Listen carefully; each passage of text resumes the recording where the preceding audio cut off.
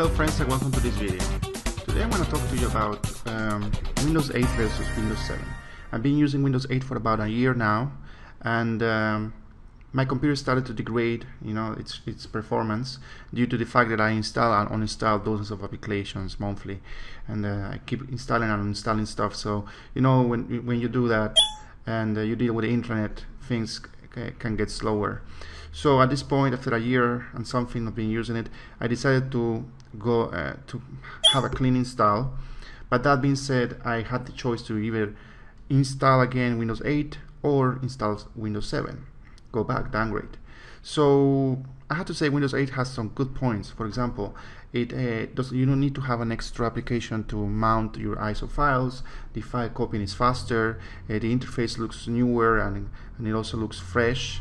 And but the downside is that you lose completely the start button or the start icon, and you also lose you are kind of forced to use this Metro interface or these big tiles that, if you don't have a touchscreen, is a completely redundancy. You have two things that does the same. You have the desktop that store icons that you can click and launch applications, and you have the tiled Metro interface that does the same thing.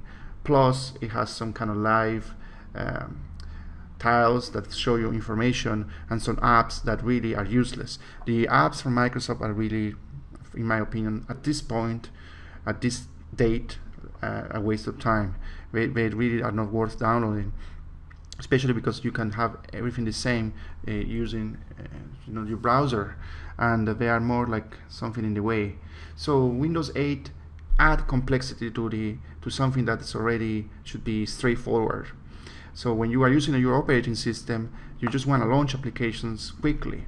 With the Metro interface, you can do that, but it adds a step, in my opinion. Also, if you just want to go to the desktop, all you have to do is click the Windows key and the D, and but again, it's an extra key that you have to press, and over time you have to press an extra key here and there. It accumulates and it does get in the way, and it kind of bothers me that it's not so straightforward like Windows 7. Also, the performance, I noticed no difference. It's almost the same performance.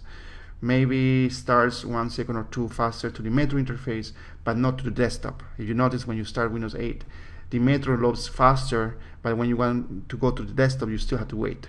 So it's really not that great. Now, my bottom recommendation is, if you have a touchscreen or a tablet, you need Windows 8. You need those tiles. That tile interface is made for fingers to touch those tiles. So it's big, and you can scroll. You can use your finger to move the tiles, and that works great. So if you have a tablet, you really are better off with the Metro interface than with the desktop. The desktop has small icons, it's hard to press with the finger, but if you have a desktop, you really don't need that Metro interface, and it actually gets on the way.